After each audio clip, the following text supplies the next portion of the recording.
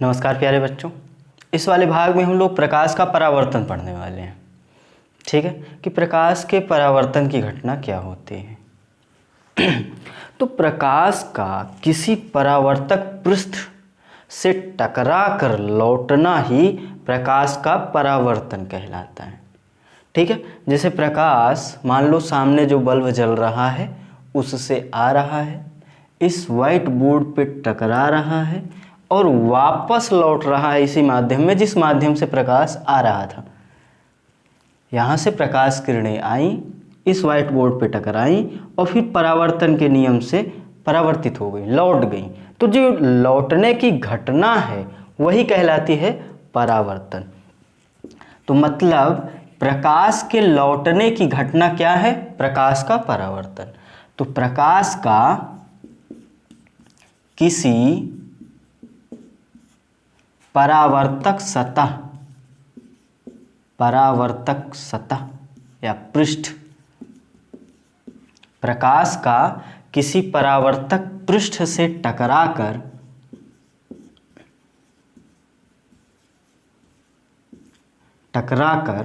वापस लौटने की घटना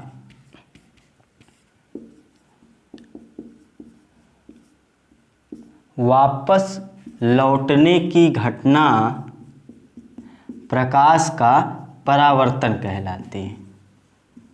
प्रकाश का परावर्तन कहलाती है। जैसे ऐसे समझो आप, मान लो ये एक पृष्ठ है, समतल पृष्ठ है। अभी आगे हम इसी को समतल दर्पण बोलेंगे जब हम समतल दर्पण पढ़ेंगे। तो देखो इसके एक भाग में पेंट कर दिया गया है, कलई कर दी गई है, और ये सामने वाला पृष्ठ जो है ये कहलाएगा परावर्तक सतह। क्यों? क्योंकि अब प्रकाश इसी सतह पे पड़ेगा और फिर वापस लौटेगा, क्योंकि आगे प्रकाश नहीं जा सकता, क्योंकि आगे वाले भाग में पेंट कर दिया गया है। तो मान लो इस बिंदु पे प्रकाश पड़ा और लौट गया। मान लो कोई दूसरी प्रकाश किरण यहाँ पे आई इस बिंदु पे, ये ऐसे चली गई। अभी ये किस प्रकार से परावर्तित होगी हम आगे पढ़ेंगे प्रकाश के परावर्तन के नियम में। यहाँ पर हम सिर्फ परावर्तन पढ़ रहे हैं, मतलब कि प्रकाश का किसी सतह से टकराकर जो लौटना है वही है प्रकाश का परावर्तन।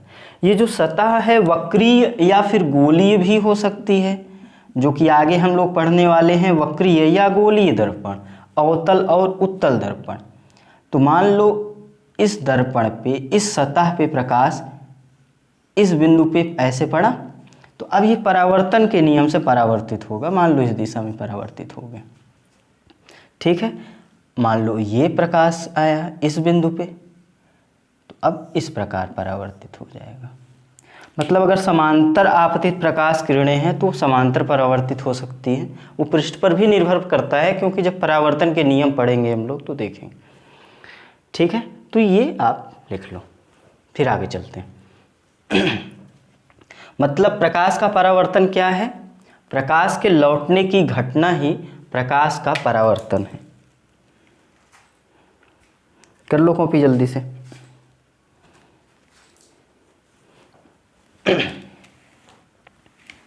कर लिया? अब अगली हेडिंग लिखिए, प्रकाश के परावर्तन के नियम।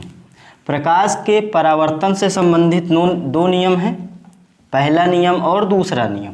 तो पहले हम लोग पढ़ने वाले हैं प्रथम नियम। तो प्रकाश के परावर्तन का जो प्रथम नियम है वो कहता है आपतित किरण, परावर्तित किरण, आपतित किरण, परावर्तित किरण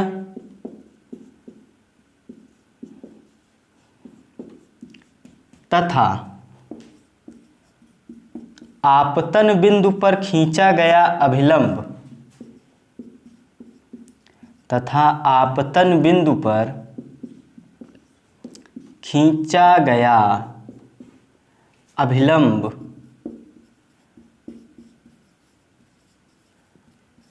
तीनों एक ही तल में होते हैं।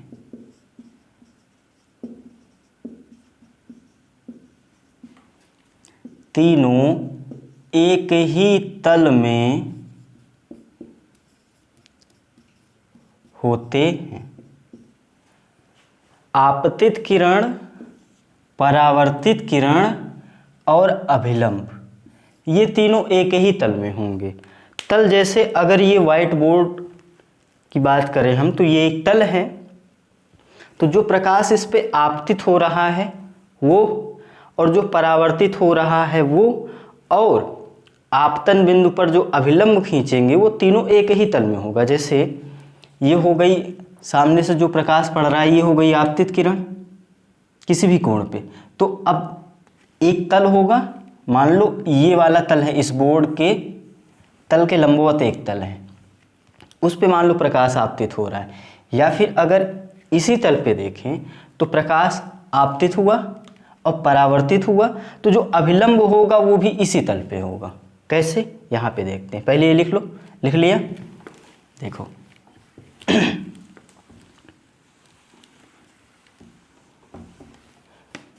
मान लो अगर ये एक समतल दर्पण है, ये समतल दर्पण इसी बोर्ड के तल में है, ठीक है। तो अब ये हो गई आपतित किरण, ये हो गई परावर्तित किरण, और आपतन बिंदु पर अभिलंब, इस बिंदु पे प्रकाश आपतित हो रहा है, तो इसी बिंदु को हम लोग बोलते हैं आपतन बिंदु। जिस बिंदु पे प्रकाश आपतित होता है उसको आपतन बिंदु बोलते हैं। ये वाली प्रकाश किरण जो जा रही है सतह पे, इसको बोलते हैं आपतित किरण।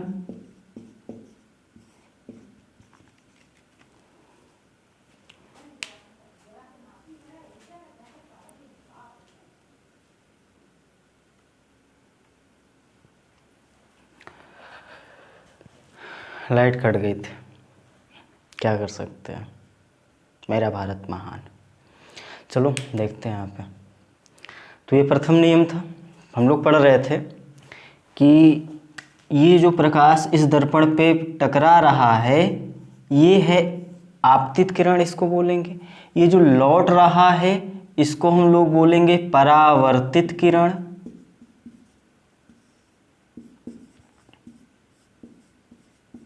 ठीक है, और आपतन बिंदु पर अभिलंब, देखो ये एक समतल सतह है, तो समतल सतह के किसी भी बिंदु पे जो अभिलंब खींचना होगा, अगर इस बिंदु पे अभिलंब, तो एक लाइन ऐसे जाएगी जो इस पे 90 अंश बनाए कोण।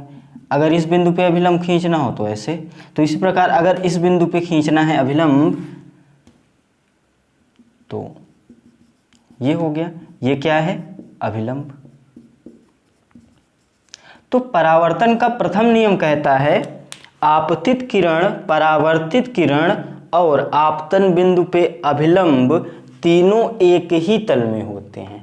मतलब अब ये तीनों रेखाएं एक ही तल में होंगी। अगर इस व्हाइट बोर्ड के तल में प्रकाश ऐसे आपतित हो रहा है, ऐसे आप टार्च मारो इस पे, जैसे पड़ ही रहा है प्रकाश, तो मान लो ये वाली प्रकाश किरण इस पे ऐसे पड़ी, ये लौटी, तो इसी तल पे अभिलंब, इसी तल पे होगा अभिलंब, इसी वाले तल पे। क्योंकि आप ये भी बोलोगे कि इस तल के लंबवत अगर इस बिंदु की, आपतन बिंदु की बात करें, तो आपतन बिंदु पर एक अभिलंब ऐसे भी खींचा जा सकता है जो तल के लंबवत हो, बाहर की ओर हो।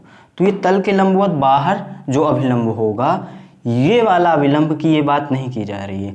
ये अभिलंब वो है जो इसके तल में ही है। ठीक है, तो ये है प्रथम नियम। बना लो डायग्राम। अब हम लोग पढ़ेंगे परावर्तन का द्वितीय नियम। वैसे इसको मेटना नहीं चाहिए था, फिर से बनाना पड़ेगा। चलो द्वितीय नियम लिखो। द्वितीय नियम ये कहता है कि आपतन कोण का मान परावर्तन कोण के मान के बराबर होता है। द्वितीय नियम, द्वितीय नियम कहता है आपतन कोण का मान, आपतन कोण का मान परावर्तन कोण के, परावर्तन कोण के बराबर होता है।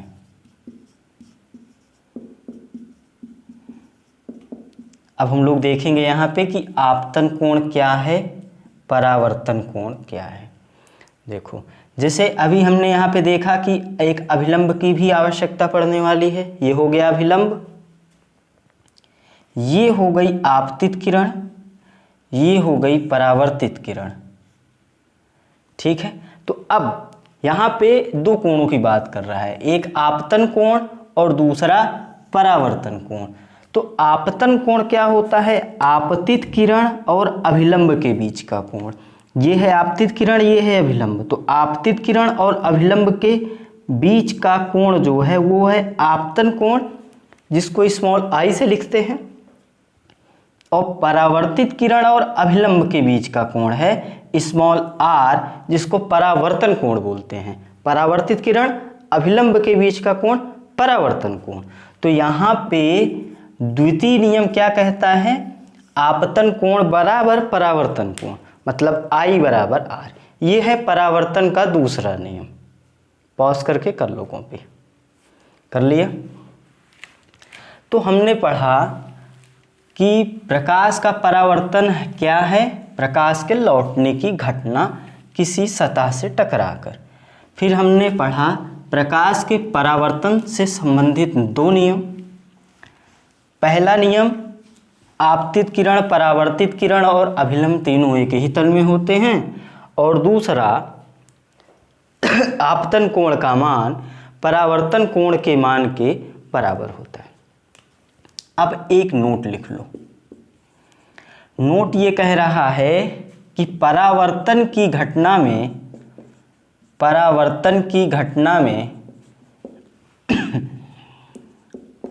आवृत्ति कामा तरंगदैर्ध्य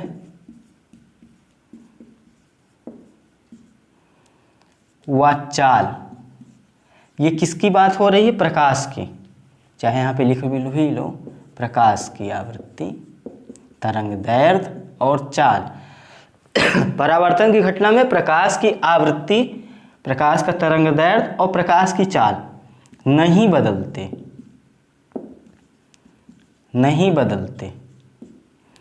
जबकि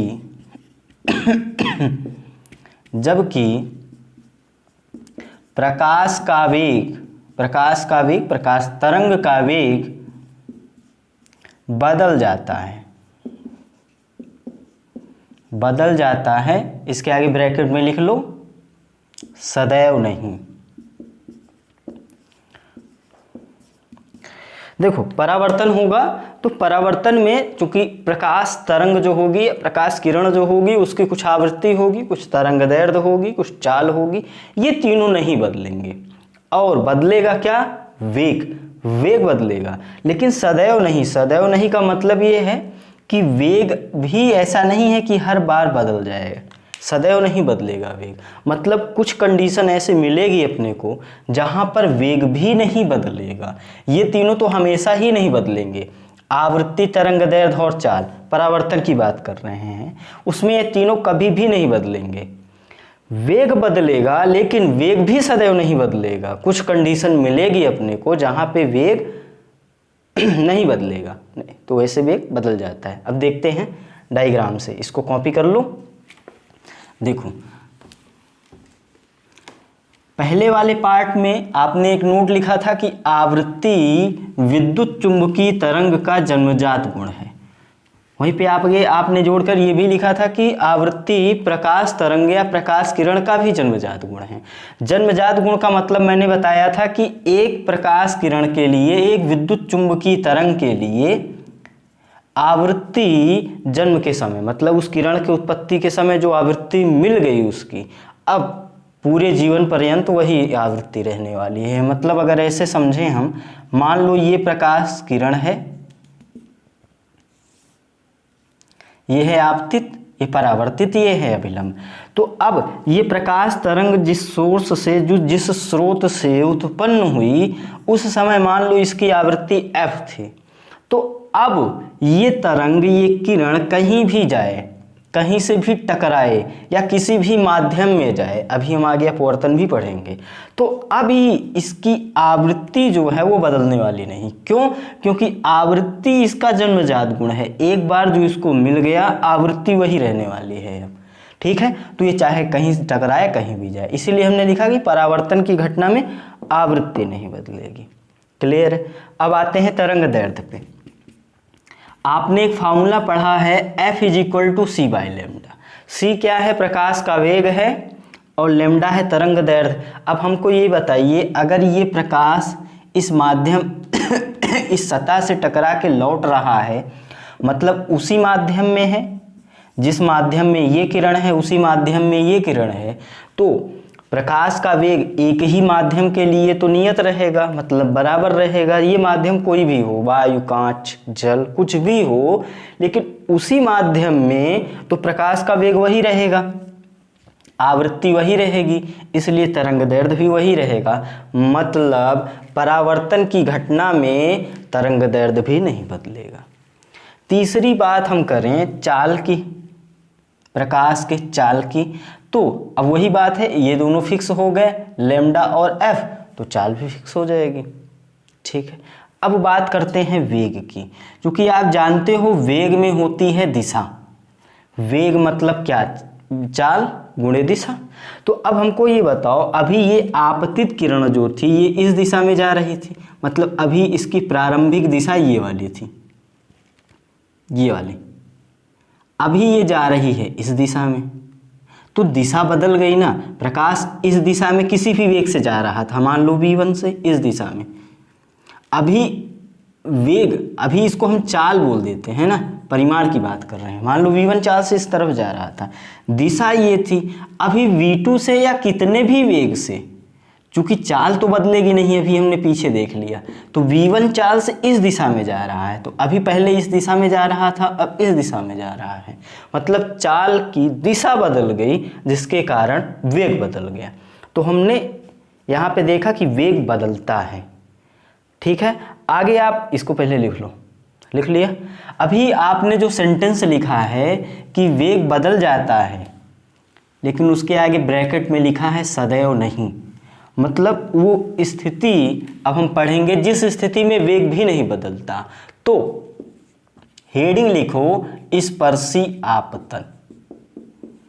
स्पर्शी आपतन क्या है, ये पढ़ते पढ़ते आप समझ में आ जाएगा आपको कि वेग कब नहीं बदलता परावर्तन की घटना में। ठीक है, तो स्पर्शी आपतन क्या होता है? जब प्रकाश परावर्तक सतह के, जब प्रकाश परावर्तक सतह के स्पर्शी आपतित होता है, स्पर्शी आपतित होता है, तो हम लोग उसको कहते हैं क्या? स्पर्शी आपतन। स्पर्शी आपतन मतलब अगर ये एक पृष्ठ है तो प्रकाश को ऐसे, ये जस्ट इसको स्पर्श करता हुआ निकल जाए। इधर से आप टॉर्च मारो और ये जो किरण इधर से जो प्रकाश तरंग जो जाए, प्रकाश किरण जो जाए, वो इसको स्पर्श करती हुई निकल जाए, वो बोलेंगे हम स्पर्शी आपतन। ठीक है, इसको डायग्राम में बनाते हैं, ये पहले लिख लो। चलो यहीं पे बना दें।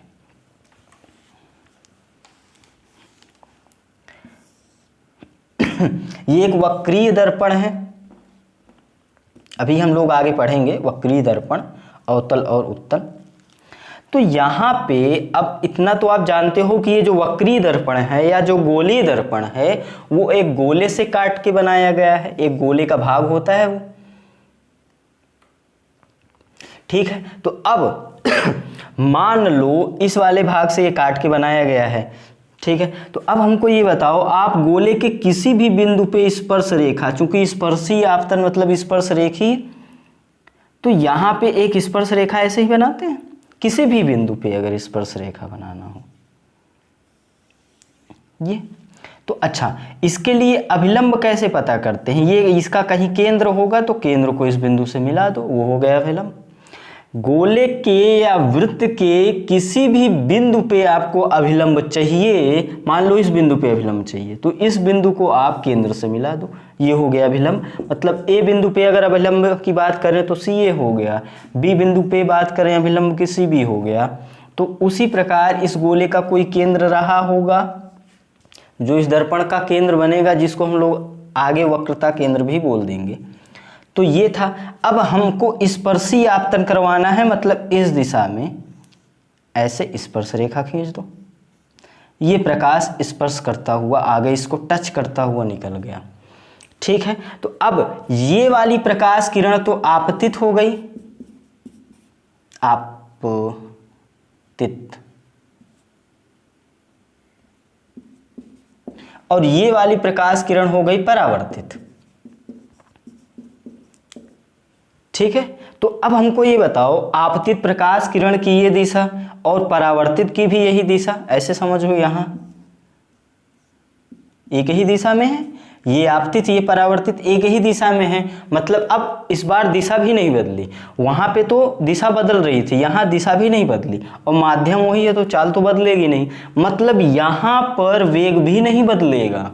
मतलब वो कौन सी घटना है जिसमें परावर्तन के लिए वेग का मान नहीं बदलता, वो है स्पर्शीय आपतन। मतलब स्पर्शीय आपतन की घटना में परावर्तन के लिए वेग का मान भी नहीं बदलता। क्लियर हो गया इतना? स्पर्शीय आपतन क्या है? जब प्रकाश परावर्तक सतह के स्पर्शीय आपतित होता है, ठीक है। अब देखो यहाँ पे ये बना लेना आप, ये अभिलंब निकालना, क्योंकि अभी आगे जब हम वक्री दर्पण पढ़ेंगे तो वहाँ इस बात की आवश्यकता पड़ेगी कि आप गोले या वृत्त के किसी भी बिंदु पे अभिलंब चाहते हो तो उस बिंदु को आप केंद्र से मिला दो। अगर सी बिंदु की, सी तो 2 हो गया, मान लो ओ बिंदु की अभिलंब की बात करें तो आप सी से ओ को मिला दो, ठीक है। ये है वृत्त या गोले के लिए अभिलंब का कॉन्सेप्ट। अब आप ये भी जानते हो स्पर्श रेखा और अभिलंब के बीच का कोण होता है 90 अंश। मतलब यहाँ पर ये वाला कोण 90 होगा और ये वाला भी 90 होगा। और आपतन और परावर्तन कोण के मान क्या होते हैं? आपतित किरण और अभिलंब के बीच का कोण होता है आपतन कोण, और परावर्तित किरण और अभिलंब के बीच का कोण होता है परावर्तन कोण। मतलब यहाँ पर I और R दोनों कितना है? 90 अंश। तो एक बात ये भी लिख सकते हो आप कि स्पर्शीय आपतन के लिए आपतन और परावर्तन कोण के मान कितना होते हैं? 90 अंश, ठीक है। अब कॉपी कर लो अच्छे से,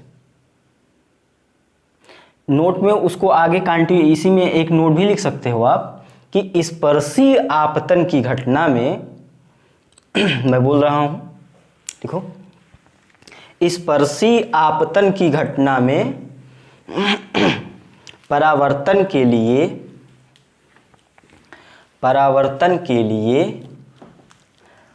प्रकाश किरण का वेग भी नहीं बदलता।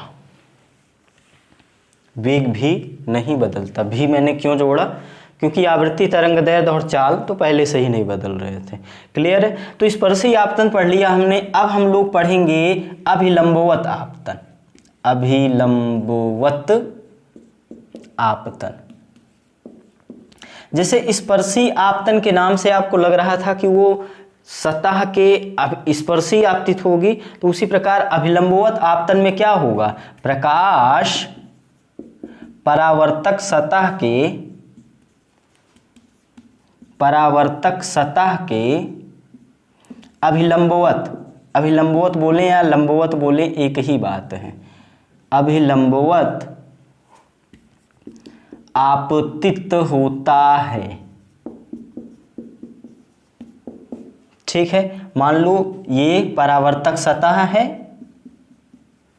तो अब यहां पे इस सतह के लिए अभिलंबवत आपतित होने का मतलब क्या होगा? मान लो हमको इस बिंदु पे प्रकाश को आपतित करवाना है, तो अभिलंबवत मतलब 90 अंश पे, तो इस बिंदु के लिए अभिलंब कैसे खींचोगे आप? इस सतह के लिए यही अभिलंब होगा। अगर इस बिंदु पे प्रकाश आपतित करवाना होता तो इस बिंदु के लिए अभिलंब ये हो जाएगा। तो अब हमको ये बताओ, आप कह रहा है प्रकाश अभिलंबवत आपतित हो, और इस सतह के लिए यही अभिलंब भी होगा, और इसी के ऊपर से प्रकाश आपतित होगा, क्योंकि अभिलंबवत आपतन है ना। मतलब आपतित किरण और अभिलंब दोनों एक दूसरे के ऊपर ही हैं। ये बात क्लियर है? मान लो इस बिंदु की अगर हम बात करते तो ऐसे आपतित किरण हो जाती, ठीक है। अब यहाँ पे हम आपतन कोण को जानते हैं। आपतन कोण होता है आपतित किरण और अभिलंब के बीच का कोण। आपतित किरण ये हुई और इसी के ऊपर है अभिलंब, तो दोनों के बीच का कोण कितना है? 0। परावर्तन के दूसरे नियम से हम लोग ये जानते हैं कि I बराबर R होता है। तो अगर I बराबर R होता है तो I 0 है तो R भी 0 होगा। और अगर R 0 है तो R होता है परावर्तित किरण और अभिलंब के बीच का कोण। अब देखो ये जो आपतित किरण है ये आगे तो जा नहीं सकती, क्यों? क्योंकि आगे वाला भाग पेंट किया हुआ है। तो अब ये लौटेगी। अब लौटेगी तो कितने कोण पर? क्या ऐसे लौटेगी? ऐसे लौटेगी। अगर इस दिशा में लौटी या इस दिशा में लौटी तो ये था अभिलंब और इसके बीच का कोण कुछ हो जाएगा, लेकिन कोण तो बोल रहा है 0 अंश। इसलिए ये जो परावर्तित किरण है ये अपने मार्ग का अनुसरण करते हुए वापस लौटेगी। मतलब इस दशा के लिए, इस स्थिति के लिए ये आपतित किरण है तो अब इसी दिशा में लौट जाएगी वापस परावर्तित किरण। ठीक है, अगर ये आपतित किरण थी तो ये हो गई परावर्तित किरण। ठीक है, तो हम ये भी बोलते हैं कि अभिलंबवत आपतन की स्थिति में परावर्तित किरण लौटने वाली किरण, परावर्तित किरण अपने प्रारंभिक मार्ग का अनुसरण करते हुए वापस लौटती है। प्रारंभिक मार्ग ये था तो इसी मार्ग पे लौटती वापस है। ठीक है, जैसे मैं इस दिशा में ऐसे गया और फिर से इसी दिशा में लौट आया, दिशा बदल गई यहाँ पे। ठीक है, मार्ग वही है, तो अपने प्रारंभिक मार्ग का अनुसरण करते हुए वापस लौट आती है अभिलंबवत आपतन की स्थिति में। कर लो कॉपी, पॉज करो पॉज करके जल्दी से कॉपी कर लो।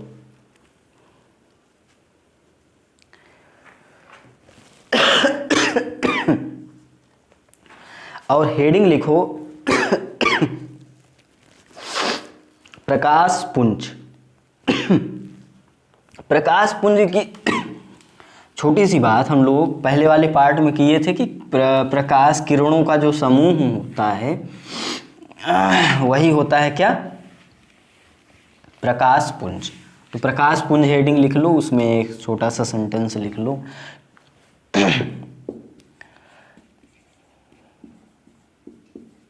प्रकाश पुंज, इसमें आप लिखोगे प्रकाश किरणों के समूह को, प्रकाश किरणों के समूह को, प्रकाश किरणों के समूह को प्रकाश पुंज कहते हैं। ठीक है, अब ये जो प्रकाश पुंज है वो 3 प्रकार का होता है जो कि हमको पढ़ना है। समांतर प्रकाश पुंज पहला पार्ट,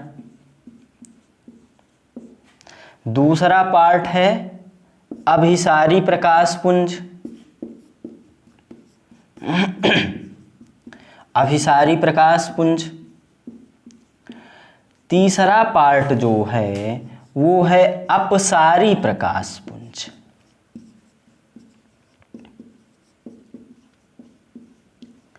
ठीक है, नाम से लग रहा होगा आपको कि समांतर प्रकाश पुंज मतलब प्रकाश किरणों का तो समूह है हुआ प्रकाश पुंज, और समांतर लग गया मतलब ये सारी किरणें क्या होंगी? समांतर होंगी।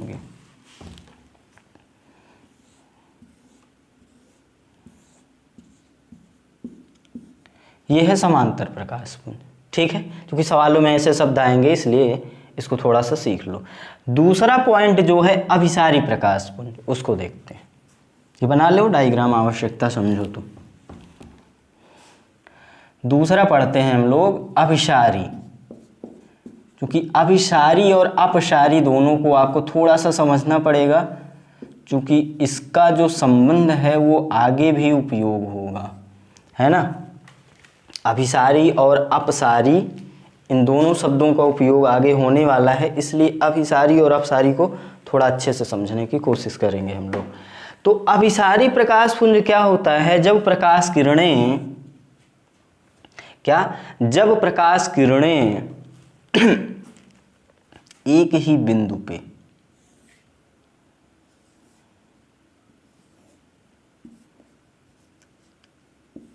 एक ही बिंदु पर आपतित हों या एक ही बिंदु पर इकट्ठी हों या इकट्ठी होती हुई प्रतीत हो।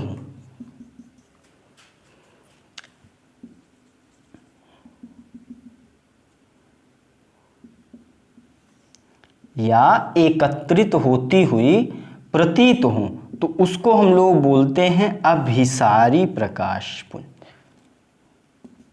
अच्छे से समझना है इन शब्दों को, क्योंकि इन शब्दों का बहुत ज़्यादा उपयोग लेने वाले हैं हम। क्लियर होना चाहिए। अभिसारी प्रकाशपुंज क्या है? जिसमें प्रकाश किसी एक बिंदु पर आपतित हो, यहाँ पे वास्तव में हो रहा है, इकट्ठा हो रहा है एक बिंदु पे, ऐसे आ रहा है इस बिंदु पे, या फिर किसी बिंदु पे आपतित होता हुआ प्रतीत हो। इस बार इस बिंदु पे, चूंकि देखो प्रकाश अभी इस बिंदु पे जैसे पड़ेगा, चूंकि आगे तो जा नहीं सकता, इस वाले भाग को पेंड किया है तो ये लौटेगा। अब ये हम जानते हैं कि परावर्तन के नियम से ये प्रकाश लौटेगा, लेकिन हमको ये तो लगेगा ही ना कि इस बिंदु पे आपतित होता। तो एक ही बिंदु पे जब इकट्ठा होती हुई प्रकाश किरणें लगे तो इस पुंज को हम लोग क्या बोलेंगे? अभिसारी प्रकाश पुंज। ठीक है, इसकी परिभाषा लिखना चाहो तो लिख लो ये डायग्राम बनाने के बाद, कि जब प्रकाश पुंज, ये डायग्राम बना लो पॉज करके, फिर मैं इसको मिटा दूँ और परिभाषा लिखाता हूँ। बना लो जल्दी से बना लो बना लिया होगा। परिभाषा में क्या लिखोगे कि जब प्रकाश एक ही बिंदु पे, या फिर जब आपतित प्रकाश बोलो थोड़ा और अच्छा लगेगा, जब आपतित प्रकाश एक ही बिंदु पर इकट्ठा हो या इकट्ठा होता प्रतीत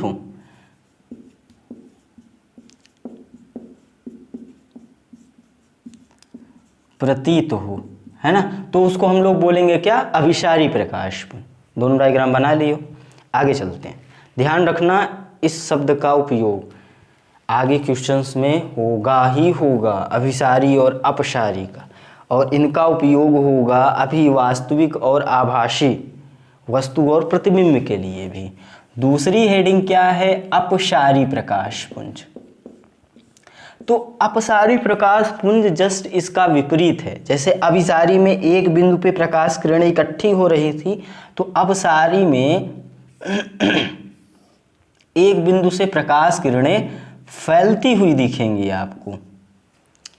ठीक है, ये कोई बिंदु था, ये कोई प्रकाश स्रोत था मान लो, तो इस बिंदु से प्रकाश फैलती हुई दिखेंगी, तो इसको बोलेंगे हम लोग अपसारी प्रकाश पुंज।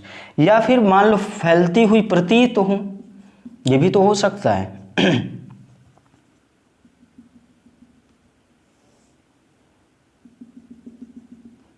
ये हम समतल दर्पण बना रहे हैं, ये कोई भी दर्पण हो सकता है, वक्रीय, अवतल या उत्तल।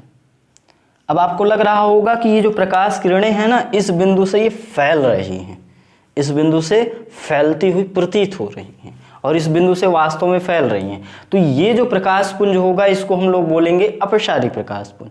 डायग्राम बना लो, परिभाषा लिखना चाहो तो वही कि अपसारी प्रकाश पुंज वह पुंज होगा जिसके लिए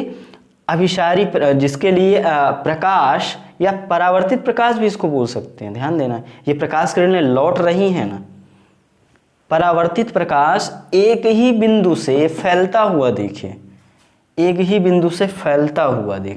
तो उसको बोलेंगे हम लोग क्या? अपसारी प्रकाश पुंज। पॉज करके लिख लो, पॉज करो जल्दी से, लिखो, लिख लिया। अब हम लोग पढ़ने वाले हैं वस्तु या बिंब या ऑब्जेक्ट, मतलब वस्तु क्या होगी।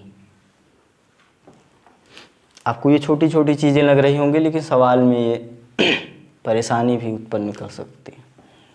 तो हम लोग बिंब पढ़ने वाले हैं। बिंब बोले या वस्तु बोले, वस्तु भी बोलते हैं, इंग्लिश में ऑब्जेक्ट बोलते हैं ना।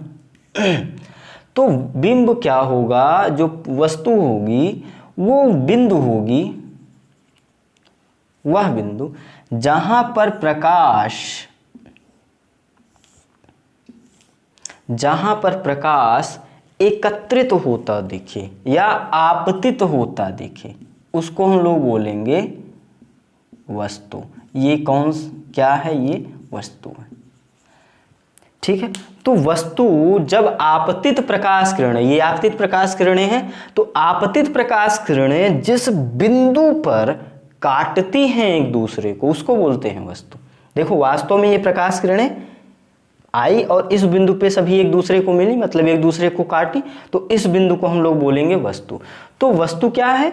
जब आपतित प्रकाश किरणें जिस बिंदु पर एक दूसरे को काटें उसको बोलेंगे हम लोग वस्तु।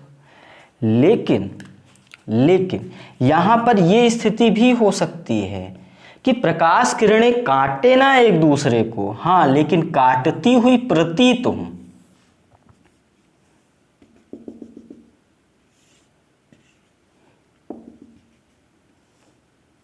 ये सीधी बनाना है आपको, है ना, क्योंकि प्रकाश सीधी रेखा में चलता है, इसके कारण ये किरण जो है एकदम सीधी दर्शाना है आपको। अब आपको लग रहा होगा कि हमने अभिसारी और अपसारी क्यों पढ़ा, क्योंकि ये देखो अभिसारी वाली स्थिति ही तो है, एक बिंदु पे एकत्रित हो रहा है, यहाँ भी एक ही बिंदु पर एकत्रित होता हुआ प्रतीत हो रहा है। क्या? आपतित प्रकाश। तो जब आपतित प्रकाश किसी बिंदु पर एक दूसरे को काटे या किसी बिंदु पर एक दूसरे को काटता हुआ प्रतीत हो तो उस बिंदु को ही हम लोग बोलेंगे वस्तु। तो यहां पे अब दो स्थिति दिख रही होगी आपको, यहां पर वास्तव में एक दूसरे को काट रही हैं, यहां पर काटती हुई प्रतीत हो रही हैं। तो जब एक दूसरे को काटें वास्तव में तो इसको हम लोग बोलते हैं वास्तविक वस्तु। क्या बोलते हैं इसको? वास्तविक, क्योंकि वास्तव में ये आपतित प्रकाश किरणें एक दूसरे को इस बिंदु पे काट रही हैं, इसलिए इसको बोलेंगे क्या हम लोग? वास्तविक वस्तु। और जब प्रकाश किरणें वास्तव में काटे ना, काटती हुई प्रतीत हों तो उसको हम लोग आभासी वस्तु बोलेंगे। देखो वास्तव में तो इस बिंदु पे नहीं काट रही हैं ना, क्यों? क्योंकि प्रकाश तो आगे आ नहीं सकता भाई, ये वाला भाग पेंट किया हुआ है तो प्रकाश तो इस वाले भाग में आ ही नहीं सकता। लेकिन हमको लगेगा कि प्रकाश क्योंकि सीधी रेखा में चलता है तो प्रकाश ऐसे आगे बढ़ता, अगर ये दर्पण ना होता तो हम ये बोलेंगे कि इस बिंदु पे एकत्रित होती हुई एक दूसरे को काटती हुई प्रतीत हो रही हैं, और इसको हम लोग बोलते हैं क्या? आभासी वस्तु। तो वास्तविक वस्तु की परिभाषा क्या लिखोगे? जिस बिंदु पर आपतित प्रकाश किरणें वास्तव में एक दूसरे को काटे, जिस बिंदु पर आपतित प्रकाश किरणें वास्तव में एक दूसरे को काटे उसको हम लोग बोलेंगे वास्तविक वस्तु। और जिस बिंदु पर आपतित किरणें एक दूसरे को काटती हुई या एक दूसरे को मिलती हुई प्रतीत हों उसको बोलेंगे हम लोग आभासी वस्तु। क्लियर है? अच्छे से समझ लेना है इन चीजों को, क्योंकि सवाल में इनका भी उपयोग है। बना लो डायग्राम।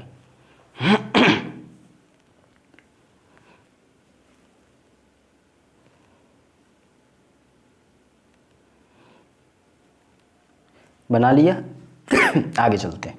तो वस्तु हमने पढ़ लिया। वस्तु दो प्रकार से परिभाषित करेंगे हम लोग प्रकाश के लिए, वास्तविक वस्तु और आभासी वस्तु। वास्तविक वस्तु और आभासी वस्तु, ध्यान रखना, दोनों के लिए ही हम लोग आपतित प्रकाश किरणों को देखते हैं। आपतित प्रकाश किरणों को देखो, वास्तव में अगर वो एक दूसरे को काटें जिस बिंदु पे तो उसको बोलेंगे वास्तविक वस्तु, और आपतित प्रकाश किरणें जिस बिंदु पर काटती हुई एक दूसरे को प्रतीत हो उसको हम लोग बोल देंगे आभासी वस्तु। अब हम लोग पढ़ने वाले हैं प्रतिबिंब। प्रतिबिंब वस्तु था, अब होगा उसका प्रतिबिंब, इमेज बोलते हैं। ठीक है, तो अब देखो यहां पे जैसे हमने कहा कि वस्तु के लिए, नोट करके ये पॉइंट लिख भी सकते हो आप पीछे, कि वस्तु के लिए या वस्तु का निर्धारण आपतित प्रकाश किरणों से करते हैं। वस्तु का निर्धारण आपतित प्रकाश किरणों से करते हैं। उसी प्रकार प्रतिबिंब का निर्धारण परावर्तित प्रकाश किरण से करते हैं। परावर्तित प्रकाश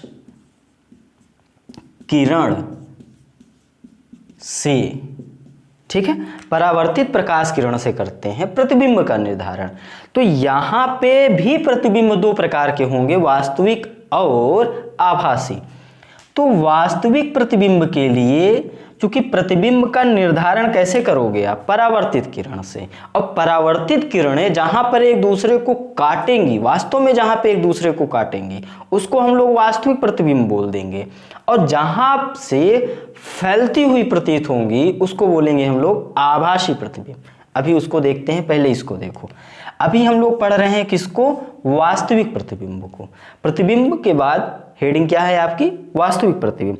तो वास्तविक प्रतिबिंब में लिख लो, एक लाइन लिखा देते हैं इसको, क्योंकि इसकी परिभाषा में थोड़ा दिक्कत करते हैं। ये जरूर लिखना कि परावर्तित प्रकाश किरण से करते हैं हम लोग प्रतिबिंब का निर्धारण। अभी हम लोग वास्तविक प्रतिबिंब की परिभाषा लिखेंगे।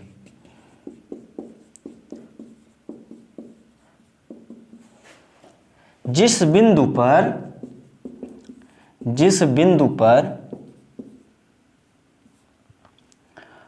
परावर्तित, जिस बिंदु पर परावर्तित किरणें वास्तव में एक दूसरे को काटें। तो जिस बिंदु पे परावर्तित प्रकाश किरणें एक दूसरे को काटेंगी उसी को हम लोग बोलेंगे वास्तविक प्रतिबिंब। ठीक है, अब देखो, मान लो यहां पर ये कोई वस्तु थी, अब यहां से एक प्रकाश किरण ये चली और परावर्तन के बाद मान लो ये टकराई यहां से, तो एक प्रकाश किरण ये, अब ये परावर्तन के नियम से लौटेगी, ये तो हम जानते हैं। और ये हम बना रहे हैं मतलब परावर्तन के नियम से ही बना रहे हैं। ठीक है, अब आपको ये नहीं देखना है कि इसका अभिलंब खींचो और कोण नापने जाओ कि दोनों कोण बराबर बनाए कि नहीं, डायग्राम बना दिया मतलब ये परावर्तन के नियम से ही बना है। ठीक है, तो ये हो गई आपतित किरण, ये हो गई परावर्तित किरण। अब मान लो एक प्रकाश किरण ये थी आपतित, तो अब ये भी परावर्तित प्रकाश किरण जाएगी। और अगर इसका प्रतिबिंब बनना है, अगर इसका प्रतिबिंब वास्तव में बन रहा है, तो ये प्रकाश किरण लौटेगी इस बिंदु से, तभी तो एक दूसरे को काटेगी। आप सीधी बनाओ,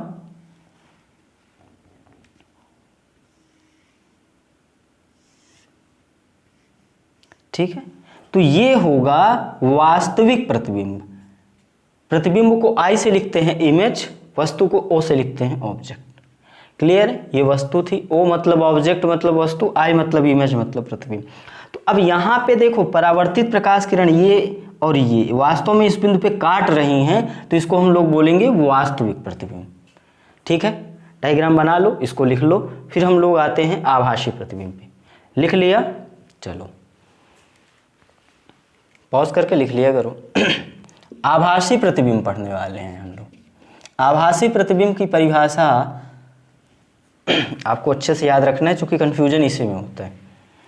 आभासी वस्तु और आभासी प्रतिबिंब में थोड़ा कन्फ्यूजन हो जाता है, और सवाल करते हैं, अगर सवाल अच्छा है, अच्छी भाषा में लिखा है, तो फिर वहाँ से ये पकड़ना मुश्किल हो जाता है कि वस्तु है कि प्रतिबिंब है, ये वास्तविक वस्तु है, ये आभासी वस्तु है कि आभासी प्रतिबिंब है ना। वो तभी क्लियर होगा जब इसकी परिभाषा क्लियर होगी। तो आभासी प्रतिबिंब की परिभाषा पढ़ते हैं हम लोग। आभासी प्रतिबिंब वह बिंदु है, वह बिंदु जिससे परावर्तित किरणें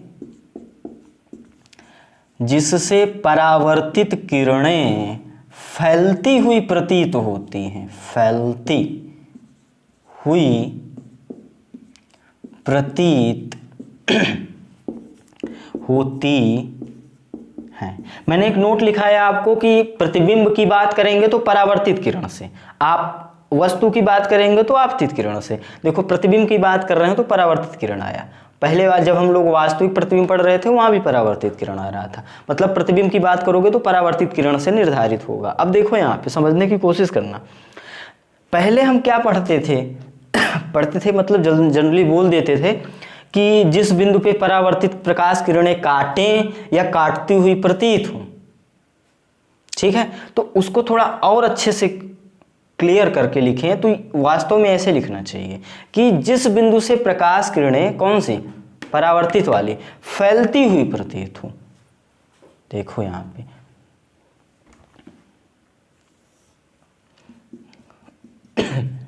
ये बार बार हम समतल दर्पण ही बना रहे हैं, है ना, क्योंकि समतल दर्पण ही अगले वाले पार्ट में पढ़ने वाले हैं। हम लोग पढ़ेंगे सारे ही दर्पण।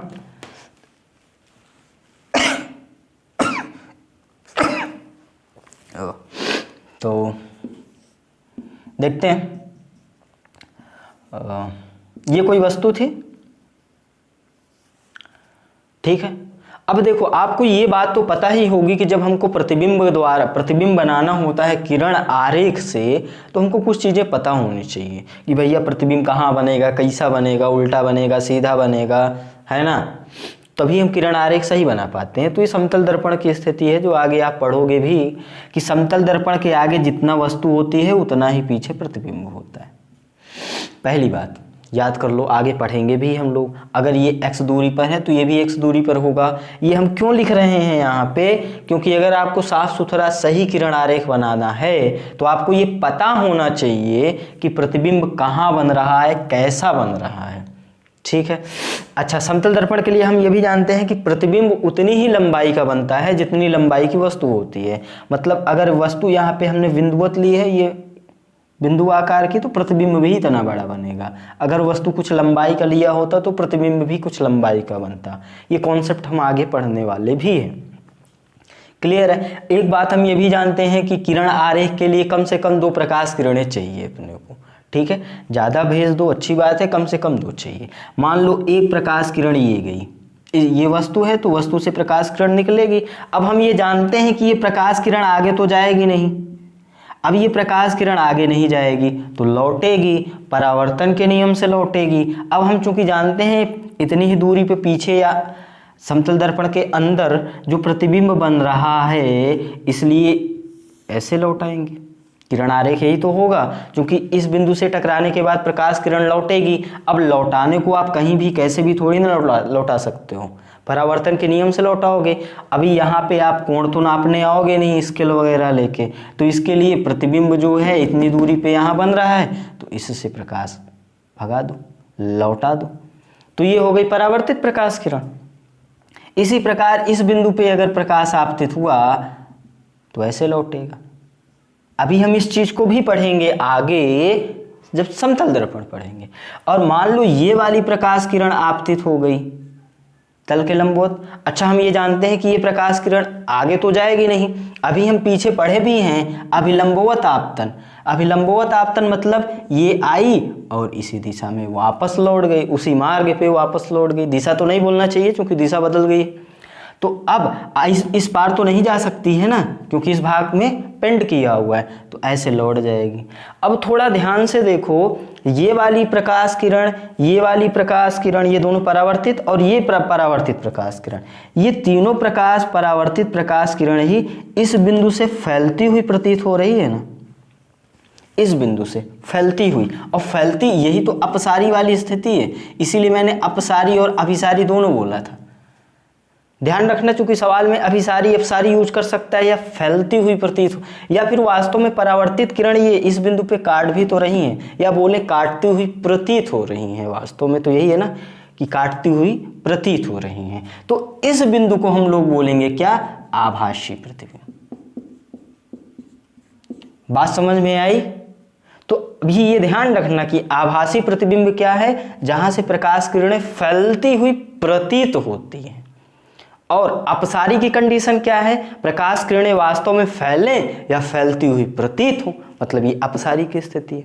अगर वस्तु की बात करें तो ये वाली स्थिति अभिसारी की है। आपको लग रहा होगा अभिसारी में हमने क्या पढ़ा, प्रकाश किरणें जिस बिंदु से फैलें, आपतित हों, या जिस बिंदु पे आपतित होती हुई या इकट्ठी होती हुई प्रतीत हो, तो इस बिंदु से वास्तव में फैल रही है ना, आपतित हो रही हैं, तो अभिसारी वाली स्थिति है। और ये वास्तविक वस्तु है, क्योंकि वास्तव में आपतित प्रकाश किरणें निकल रही हैं।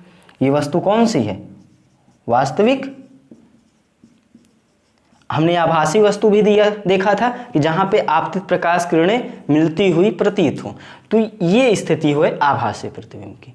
बना लो इसको।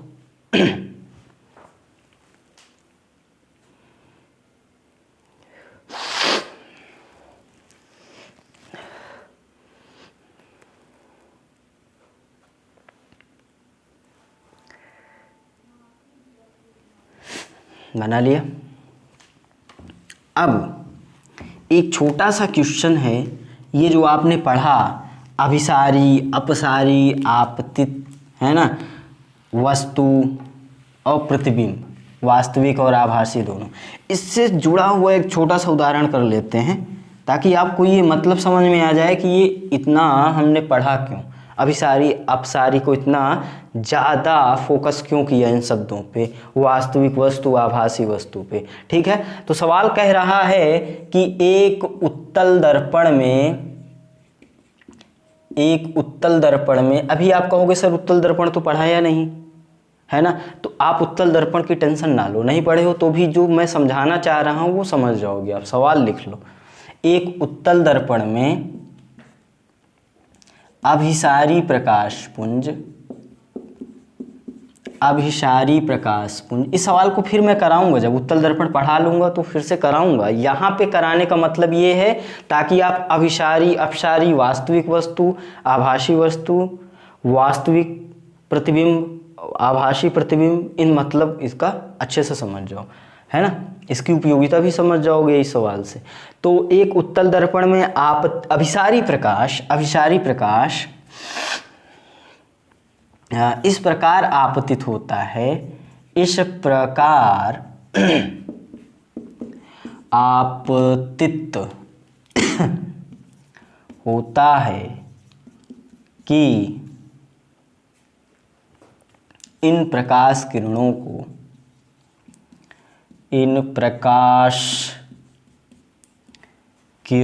को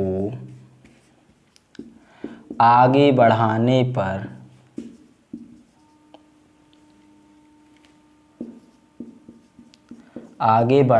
पर ये दर्पण के पीछे 30-40 ले लो, 40 सेंटीमीटर पर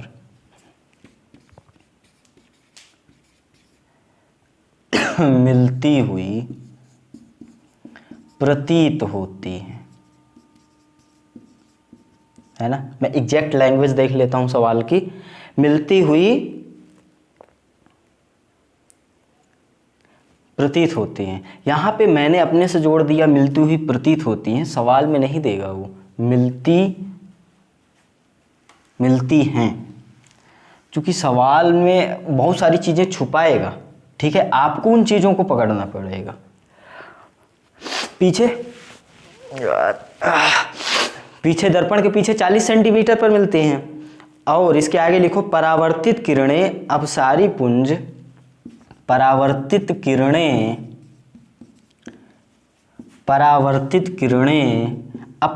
पुंज इस प्रकार बनाती हैं, अपसारी पुंज इस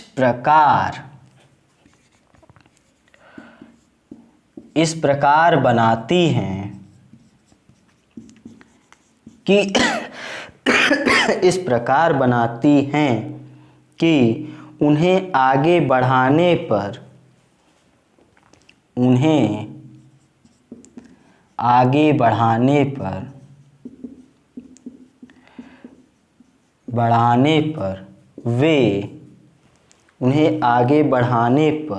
वे दर्पण से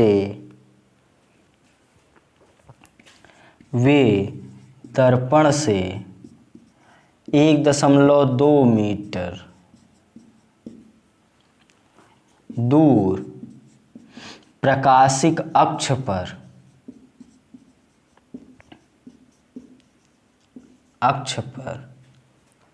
मिलती हैं। फोकस दूरी पूछा है, क्या पूछा है? अभी तो आपने पढ़ा नहीं फोकस दूरी क्या है ना, वस्तु की दूरी क्या है, प्रतिबिंब की दूरी क्या है, इसलिए मैं बोला था कि सवाल में फिर से कराऊंगा। अभी जो समझाना चाह रहा हूं मैं वो समझो। पहले कॉपी कर लो, कॉपी कर लिया, हटा दें इसको, कर लिया, चलो। सवाल अच्छे से पढ़ो तो वो बोल रहा है कि अभिसारी प्रकाश पुंज, अभिसारी अभिसारी अभिसारी प्रकाश पुंज,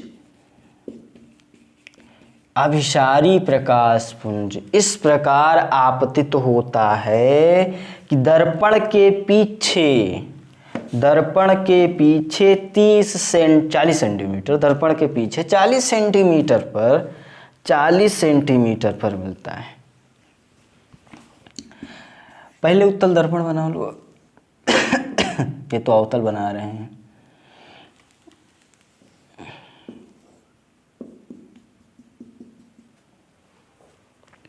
ठीक है, तो ये बना लिया। ये अभिसारी प्रकाश पुंज है। कह रहा है आगे, अब देखो इतना तो हम जानते हैं कि अभिसारी मतलब एक बिंदु पे फोकस हो रहा है, एक बिंदु पे इकट्ठा हो रहा है, कुछ ऐसा होगा। अब हम ये जानते हैं कि ये दर्पण के पीछे मिल रही हैं, ये प्रकाश किरणें दर्पण के पीछे मिलेंगी, जो कि इस भाग में नहीं जा सकती है।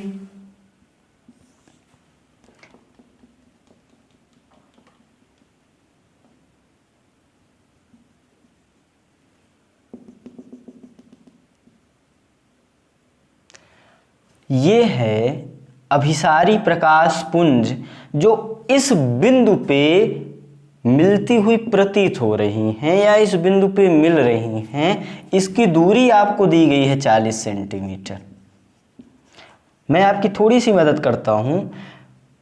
ध्रुव, इस बिंदु को ध्रुव बोलते हैं हम लोग, ठीक है, हाई स्कूल में पढ़े हो, थोड़ा सा आइडिया तो है। इसको ध्रुव बोलते हैं। अब मुझे ये बताओ u क्या होता है? ध्रुव से वस्तु की दूरी, और v क्या होता है?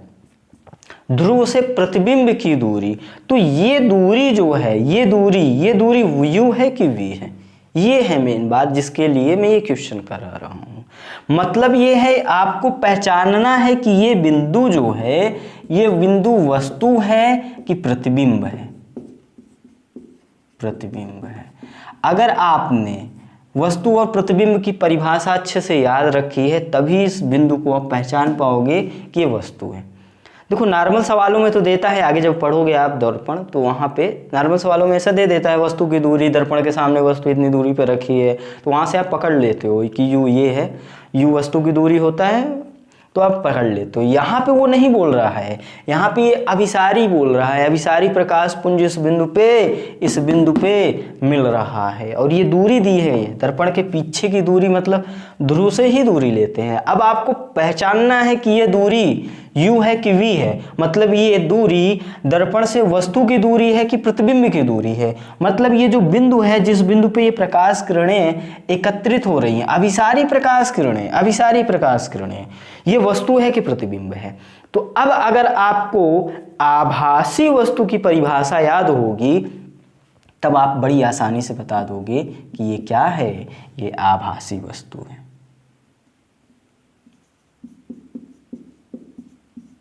मतलब समझ में आया इस क्वेश्चन को करवाने का, ताकि आपको अभिसारी, अपसारी, आभासी और वास्तविक वस्तु और प्रतिबिंब पता चल जाए। इसकी उपयोगिता देख लो सवाल में, ऐसे ही सवाल देगा, पकड़ नहीं पाओगे कि ये वस्तु है कि ये प्रतिबिंब है। ठीक है, ये तो पहला पार्ट हुआ इसी क्वेश्चन का। कह रहा था अभिसारी प्रकाश पुंज जो है दर्पण के पीछे 40 सेंटीमीटर पर मिल रहा है। इसी का दूसरा पार्ट कह रहा है कि जो परावर्तित प्रकाश किरण है वो अपसारी है। परावर्तित वाला क्या है? अपसारी। तो मतलब ये u कितना हो गया? 40। ये वस्तु की दूरी है, ठीक है। अब दूसरा क्या है? अपसारी प्रकाश पुंज। वो कह भी रहा है परावर्तित प्रकाश किरण अपसारी पुंज इस प्रकार है कि उसको आगे बढ़ाने पे दर्पण के पीछे 1.2 सेंटीमीटर पे मिल रहा है, 1.2 मीटर पे मिल रहा है। अब हमको बताओ आप, ये प्रकाश इस दिशा में तो जाएगा नहीं, ये लौटेगा, परावर्तन के नियम से लौटेगा, ठीक है। अब इसी प्रकार ये प्रकाश भी लौटेगा। अब हम इतना तो जानते हैं कि ये प्रकाश देखो इस दिशा में ऐसे फैल रहा है, मतलब ये आगे तो मिलेगा नहीं। ये जो प्रकाश किरणें ये दोनों हैं, ये आगे तो मिलेंगी नहीं, तो ये पीछे कहीं मिलती हुई प्रतीत होंगी या उस बिंदु से फैलती हुई प्रतीत होंगी। देखो डायग्राम बनाते हैं, एकदम सीधी लाइन, क्योंकि प्रकाश सीधी रेखा में चलता है और अपने पास व्हाइट बोर्ड में पर्याप्त जगह भी है। ठीक है, ये वाली ये तो समझ गई आप कि ये आभासी वस्तु है। डायग्राम थोड़ा क्लियर बने इसलिए इसको हटा दिए।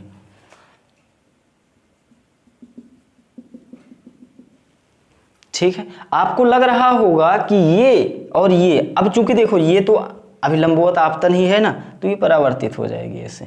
तो आपको ये लग रहा होगा कि ये तीनों किरणें परावर्तित किरणें, एक परावर्तित किरण ये दूसरी परावर्तित किरण, ये तीसरी परावर्तित किरण, ये तीनों परावर्तित प्रकाश किरणें इस बिंदु से फैल रही हैं, इस बिंदु से फैल रही हैं या इस बिंदु पे पीछे बढ़ाने पे काटती हुई प्रतीत हो रही हैं। कौन सी? परावर्तित प्रकाश किरणें।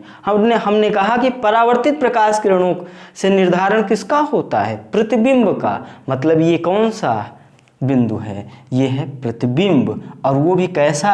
आभासी वाला। क्योंकि वास्तविक प्रतिबिंब के लिए तो वास्तव में प्रकाश किरणें, परावर्तित प्रकाश किरणें एक दूसरे को काटती हैं, और आभासी प्रतिबिंब के लिए उस बिंदु से फैलती हुई प्रतीत होती हैं या उस बिंदु पे काटती हुई प्रतीत होती हैं। देखो, परावर्तित प्रकाश किरणें इस बिंदु पे काटती हुई प्रतीत हो रही हैं या इस बिंदु से फैलती हुई प्रतीत हो रही हैं, और ये वस्तु भी कैसी है? आभासी। तो अब अगर इन दोनों बिंदुओं में आपने ये पता कर लिया कि ये वस्तु है, ये प्रतिबिंब है, तो वस्तु की दूरी को u बता दिया आपने 40, और यहाँ जो प्रतिबिंब की दूरी जो v होता है उसको भी बता दोगे आप। 120 सेंटीमीटर, कितना बोला था? 1.2 मीटर बोला था शायद, है ना? तो 1.2 मीटर, इसको सेंटीमीटर में बदल ही दोगे 100 को गुणा करके। तो अब देखो यहाँ पे, अब ये बता दोगे ना आसानी से। तो यही बात थी, इसलिए हमने अभिसारी अपसारी प्रकाश पुंज को पढ़ाया, और उसके बाद वास्तविक प्रतिबिंब और आभासी प्रतिबिंब, वास्तविक वस्तु और आभासी वस्तु। तो अब इस वाले पार्ट में यहीं तक। अगले वाले पार्ट में हम लोग शुरू करेंगे समतल दर्पण। ठीक है, ओके।